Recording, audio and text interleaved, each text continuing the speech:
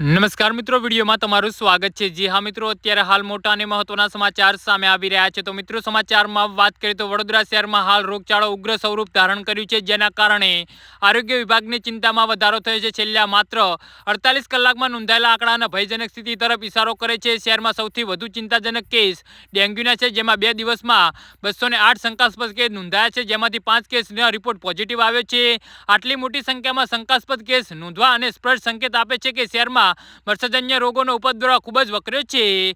જી હા મિત્રો, ડેન્ગ્યુ ઉપરાંત અન્ય મચ્છરજન્ય રોગ પણ વડોદરાને પડઘા લઈ રહ્યા છે। આ સમયગાળા દરમિયાન ચિકનગુનિયામાં 30 શંકાસ્પદ કેસ નોંધવામાં આવ્યા છે, જ્યારે મેલેરિયાના કેસોની સંખ્યા તો અન્ય તમામ રોગ કરતાં પણ વધારે છે। 48 કલાકમાં 1823 શંકાસ્પદ કેસ મેલેરિયાના કેસ સામે આવ્યા છે। જોકે તેમાંથી એક પોઝિટિવ નોંધાયો છે, પરંતુ શંકાસ્પદ કેસોની આ જંગી આંકડો મચ્છરોના નિવારણ પર સવાલ ઉઠાવે છે। આ આંકડાઓ દર્શાવે છે કે શહેરમાં પાણી ભરાવાના અને સ્વચ્છતાના અભાવના કારણે મચ્છરોનો ઉપદ્રવ ચરમસીમાએ પહોંચ્યો છે।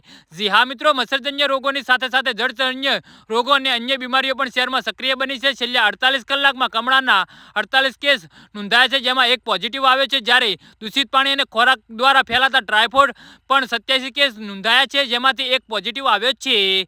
જી હા મિત્રો, તો આના વિશે તમારું શું કહેવું છે તો નીચે મારી કમેન્ટ બોક્સમાં જરૂરથી જણાવજો અને મારી યુટ્યુબ ચેનલને સબસ્ક્રાઇબ કરવાની ભૂલતા નહીં। વિડીયો પૂરો જોવા બદલ તમારો ખૂબ ખૂબ આભાર।